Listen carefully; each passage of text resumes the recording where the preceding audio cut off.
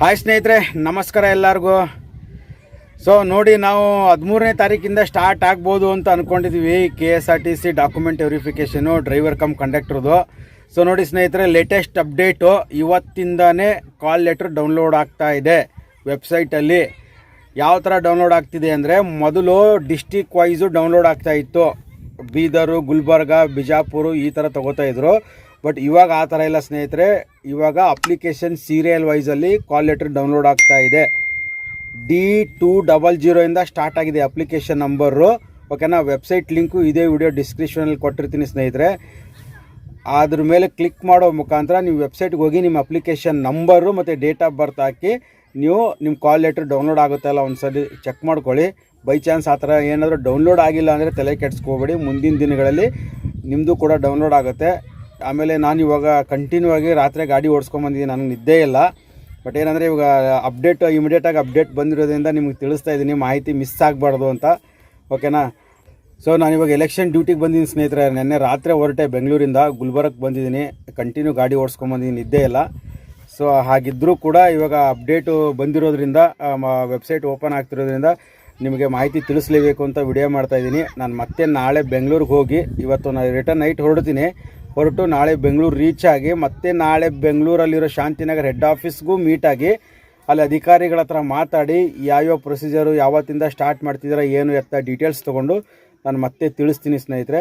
ಓಕೆನಾ. ಅದಕ್ಕೆ ನಿಮಗೆ ಏನೇ ಅಪ್ಡೇಟ್ಸು ಮಿಸ್ ಆಗಬಾರ್ದು ಅಂದರೆ ನಮ್ಮ ಚಾನಲ್ನ ಸಬ್ಸ್ಕ್ರೈಬ್ ಮಾಡ್ಕೊಳ್ಳಿ. ಹಾಗೆ ನಿಮ್ಮ ಸ್ನೇಹಿತರಿಗೆ ಇನ್ನೂ ಗೊತ್ತಿಲ್ಲ ಅಂದರೆ ದಯವಿಟ್ಟು ಅವ್ರಿಗೂ ಕೂಡ ವಿಡಿಯೋನ ಶೇರ್ ಮಾಡಿ. ಡಾಕ್ಯುಮೆಂಟ್ ವೆರಿಫಿಕೇಷನ್ ಸ್ಟಾರ್ಟ್ ಆಗಿದೆ KSRTCದು ಅಂತ. ಮತ್ತು ಹಾಗೆ ಅವ್ರಿಗೂ ಕೂಡ ನಮ್ಮ ಚಾನಲ್ನ ಸಬ್ಸ್ಕ್ರೈಬ್ ಮಾಡ್ಕೊಳ್ಳೋಕೆ ಹೇಳಿ.